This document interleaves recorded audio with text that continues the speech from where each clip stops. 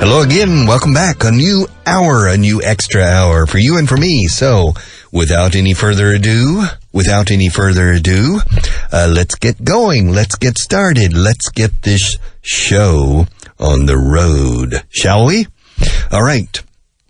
Yesterday, I asked you a question. Asked you. La calle ask, me la como. I asked you. Me cuesta a mí. Asked you. I asked you.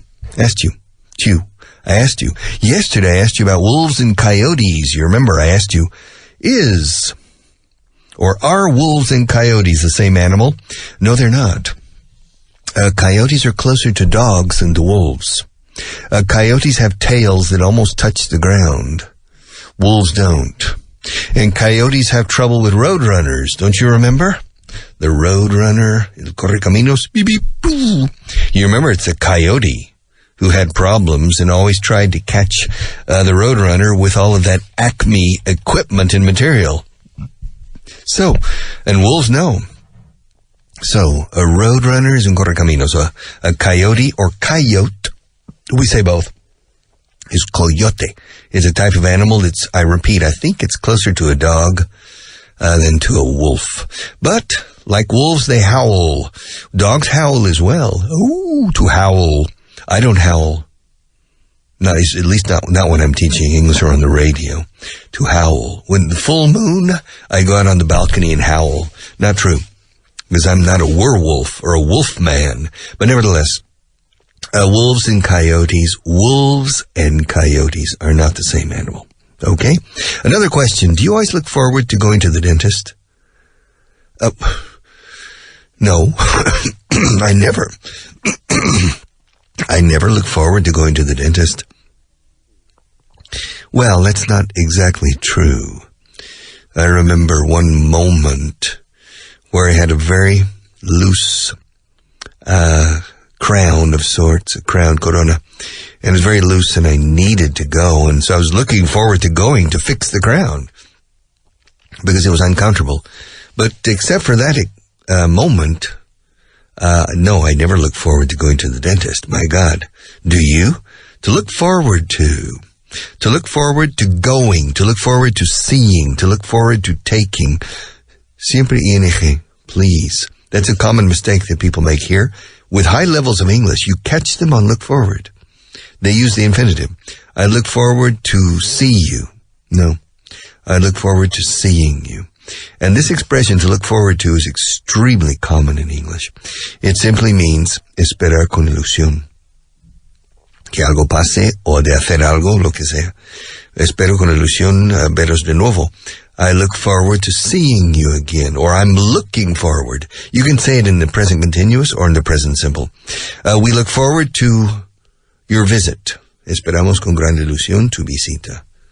We look forward to your visit, or we are looking forward to your visit. Pero si hay un segundo verbo, to look forward to, más gerundio, más verbo. We're looking forward to having you with us. We're looking forward to receiving you here. We're looking forward to enjoying your company. We are looking forward to going to New York. We're looking forward to visiting New York. I'm looking forward to attending some Broadway shows. To look forward to. Very, very common. I'm looking forward to the weekend. Tomorrow I'm going to the book fair. I'm looking forward to going to the book fair. I'm looking forward to meeting a lot of people. Are you looking forward to improving your English? Espero usted con ilusión seguir mejorando su inglés. Are you looking forward to the next program? This program? After this, I think we have Guy Williams. Yes. Are you looking forward to Guy's class? I recommend that you stick around because let's see. My program in the morning from 7:30 to 9:30 is repeated from 8 to 10 in the evening. And then from 10 to 11 is my extra hour. And then from 11 to 12 we have Guy Williams and Western Civilization. Now, I always look forward to listening to Guy. Siempre espero con ilusión escucharle. a las 11. It's true. I always look for, if I have a chance, I listen to him because I learn a lot with Guy. And I don't need to listen to him to improve my English. Guy Williams is from San Francisco, from Marin County, just across the Golden Gate Bridge, from San Francisco proper. He's from that area. He's an only child, a very intelligent man, a very pleasant and very personable guy. And his name is Guy. Guy is a French name, Guy. G-U-I, Guy de Maupassant, was a very famous French short story writer from the second half of the 19th century. And very, very early 20th, I believe. But Guy Williams is an outstanding individual. Un tipo sobresaliente, fuera de serie. He's an outstanding individual. And we've been working together. I met him in 1994, I believe. 93 or 94. And so we've been together for about 25 years working. And he has always had programs on the radio. And of course his programs are always full of erudition. It's for people who are looking for intellectual stimulation. Guy Williams is the guy for you. He's the man. All right, and so I always look forward to his programs. I always look forward to listening. Hr1Pt1, to listening to his programs. I always look forward to tuning in to his show at 11 o'clock at night. And I always look forward to coming here and recording the extra hour. I always look forward to coming to my company every morning at 7:30 to start my Richard Vaughan live show. Yes. And I always look forward to taking my holidays and going back to the States.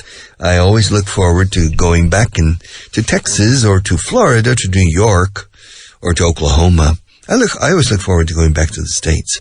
I need to breathe American life a little bit every year, to breathe and respirar una vida diferente. It's very different, the way people live there than in Europe. And so I like Europe too. I like Spain. But I need a release of maybe 1 month out of every year. A release, liberación. No, I'm not a prisoner in Europe nor in Spain. But I do need to go back to my roots in a different way of life, a different approach. Not necessarily better or worse, but just different. I grew up in that atmosphere. I still consider myself, I would say I'm 99% American, 1% Spanish. But I enjoy Spanish life. But I'm American down to the marrow. Down to the marrow. Down to the marrow. Okay, means hasta la médula, hasta el tuétano. Del hueso, dentro del hueso está el marro. Marro escrito. Pronunciado marrow. Como Mary, María, pero marrow. And we say hasta la médula. We say down to the marrow. Añadimos down. Down to the marrow. Now, bone marrow, que es tuétano o médula ósea, is the word we use in medical terminology para esos trasplantes de médula ósea, often used when somebody suffers leucemia. Leukemia, es una K dura en inglés, leukemia. Como Luis, leukemia. It's easy to say in English, leukemia. In Spanish, leucemia is more difficult in my opinion, but leukemia. And if a person suffers leukemia, usually another member of his or her family, let's say volunteers for bone marrow transplants. A little bit painful, but it's your brother or your sister or your father or your son. And so, of course, we volunteer for bone marrow transplants. Okay, down to the marrow, I'm American. But I have adapted very well to Spain, and I enjoy Spanish life, and I love Spain. So, I have the best of both worlds. I have the best of both worlds. I enjoy life here. I enjoy the food. I enjoy the people. I enjoy teaching the people here. I don't like the political maneuverings. I think there's a lot of wasted energy, wasted motion, and wasted opportunities, of course. But that's probably true in every country, not only Spain. So it's not a Spanish problem, it's a universal problem of political power, how to govern a country or a city or a region, how to govern.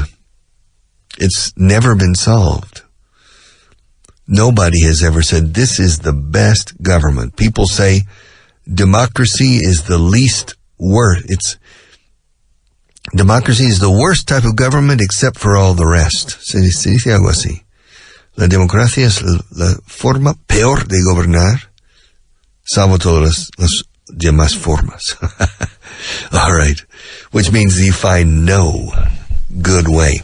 Democracy in Athens. Of course, the Athenians, the Greeks, are famous for being the developers or the inventors, let's say, of the concept of democracy. But democracy always led to tyranny. It always led to despotism or to dictatorships. It was a problem back in the Greek times.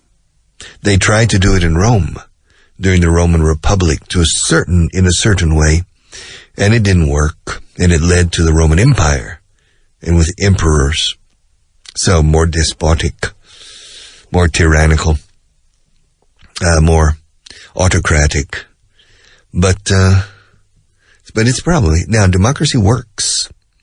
In the United States it works, in Great Britain, in France, in Germany now, in Spain, Portugal, Mexico, it works. Does it work better than other forms of governance? Yes, it does. Despite its many drawbacks, inconvenientes, despite its many defects, it works better. Probably the ideal form of government would be a philosopher king, like Plato suggests, or a benevolent dictator who is intelligent, hard-working, and benevolent, who looks out for the good of the people. But that becomes very paternalistic, and there isn't usually, it just doesn't work in the long run. Dictators, it doesn't work. In Spain, it was with Franco. The only positive thing about Franco really was that he was in power for 36 years. And during 34 of those 36 years, he was also the prime minister. He was head of state and prime minister. So he was the big boss, and there were no other big bosses, only him. Between 1939 and 1973, when he named Carrero Blanco prime minister, presidente de gobierno, prime minister. And Carrero, of course, was assassinated a few months later, about 8 or 10 months later. And then Carlos Arias Navarro, until the death of Franco. Now, it's the only thing that it provided was political stability, but not the right kind of political stability. If you believe in a democratic system, then it's frustrating to have a dictator. But the question is, can Spain operate properly within a democratic system? I think so. Because for the past 40 years, Spain has been able to do it. 42 years since I think 1977 was the passing of the Constitution. 1978? When was the Constitution passed? I think it was 77 or 78. And so Spain for 40 years has been able to successfully move forward with a democratic system. But most Spanish people believe that it's muy mejorable. It can be improved on. And there are a lot of things that need to be changed, perhaps. Some people think this way, other people don't. It's an interesting question. We'll see how things. I'm I don't like parliamentary systems, but it's the most common democratic system in the world. There are two types of systems that are operated through a democratic process. And those are the presidentialist systems and the parliamentary systems. Now, let's look at Spain and the United States. And you will see these are two different systems. In Spain, it's a parliamentary system. Pedro Sánchez, right now, as I speak to you, is el primer ministro, the prime minister. En España no se le llama eso, se llama presidente del gobierno, pero no lo es, no es presidente, es un ministro, pero el primer ministro. He's a member of the Spanish parliament, which means he is a member of the legislative branch. And at the same time, he is in charge of the executive branch. In a democratic system, there are three branches. Traditionally, there are three branches of government. The executive branch, which is the president, and the cabinet, the ministerial cabinet, el Consejo de Ministros, y luego subsecretarios, directores generales. That's the ejecutan las leyes aprobadas por el Congreso. So but the executive branch, because they execute, they carry out the law, they control the police, they control the military, that's the executive branch. And then we have the legislative branch, in which you have representatives of the people who represent different regions or provinces or states, and they are in the legislature, which in the United States is called Congress, and which in Spain is called el Congreso de Diputados y el Senado.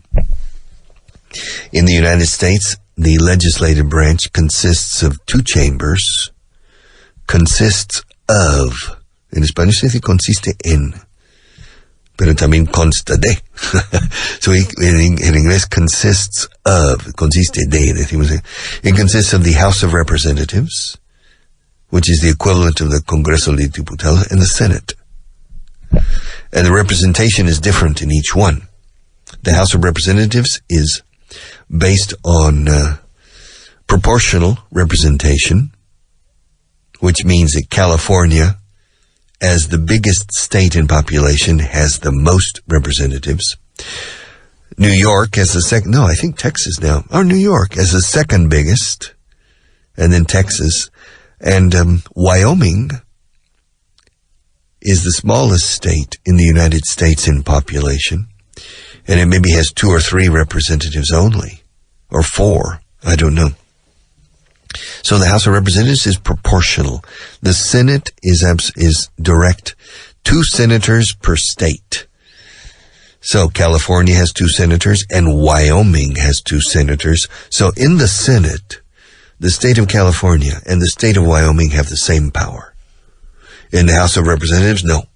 California has much more power because it has about 50 representatives, and Wyoming has maybe 4 or 3 representatives because of population. So it's these 2 chambers. It's important because in this case, Wyoming has power. The state of Wyoming, for example, if the state of California, if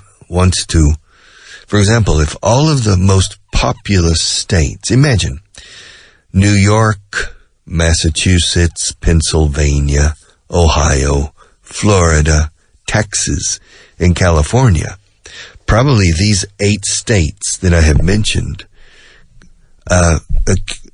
have at least maybe half of all the representatives, or a majority in the House of Representatives. And let's say that there is a piece of legislation, a bill es un proyecto de ley, that is designed to benefit densely populated states. But the bill clearly could be detrimental for states with a low population density. And so California, Texas, Massachusetts, New York, Virginia, New Jersey, Florida, Ohio, Pennsylvania, Michigan. All of these states vote in favor of this bill, and they have a majority in the House of Representatives because they have more representatives from their states. And so the bill is passed. But this bill is detrimental for Kansas, South Dakota, Alaska, Hawaii, Wyoming, Montana, Idaho, etc. And so this bill is passed, aprobado, by the House of Representatives, but before it goes to the desk of the president, it has to pass through the Senate. Now, in the Senate, every state has only 2 representatives. It's equal representation among the states. And so in this case, if there are, of the 50 states, if 26 of the states vote no, both senators, 52 senators vote no, well, the bill dies in the Senate. And the Senate sends the bill back to the House of Representatives. Bill, repito, es un proyecto de ley. The bill. B-I-L-L, como Guillermo, Bill. Bill Hewlett. Bill. Kill Bill. Well, in this case, the Senate kills the bill. And the bill goes back. And so in this case, the smaller states in population who are underrepresented in the House of Representatives, they have greater influence and power and control in the Senate. But then there's a third control, because if the Senate passes the bill and it goes to the desk of Donald Trump, who's the current president of the United States, he can veto it. To veto is pone el veto. No, rechazado. And the president, who is the leader of the executive branch, can refuse to sign the bill from the legislative branch and send it back to the Senate. And then the Senate or the House of Representatives have to modify it, change it, or try to override the veto of the President of the United States. Now, to override, sobremontar, literalmente, como montar a caballo, to ride, to override, doble R medio, override, to override the veto, they need 2/3 vote, 2 tercios del Congreso. And that's not easy. So when a president vetoes a bill and sends it back from the executive branch to the legislative branch, the legislative branch has to pass the bill again with a very important majority in order to nullify the president's veto, in which case the legislative branch is stronger in this particular case or concerning this particular bill. It's a very good system the way it's set up. It's a presidentialist system. The President of the United States is elected directly by the people. Pedro Sanchez here is not. People vote for the Socialist Party, not for Pedro Sanchez. Maybe they're thinking of Pedro if they vote for the Socialist Party, but they're voting for the party and the members of the parliament. Whereas in the United States, they're voting directly for Donald Trump or for Hillary Clinton.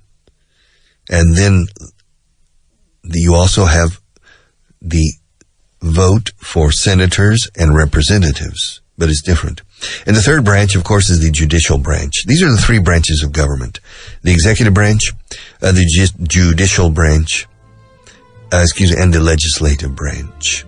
And the judicial branch is made up of judges, circuit judges, regional judges, and the judges of the Supreme Court. And these judges can interpret the laws and declare certain laws unconstitutional, which requires that the legislative branch was go back and modify, change the law, or repeal the law, which is quitar los libros. Ya no es ley. They repeal. To aprobar una ley, derogar, ¿no? Una ley. That's to repeal. Repeal escrito. To repeal the law. It's interesting, but that's a presidentialist system. I'll come right back after the break.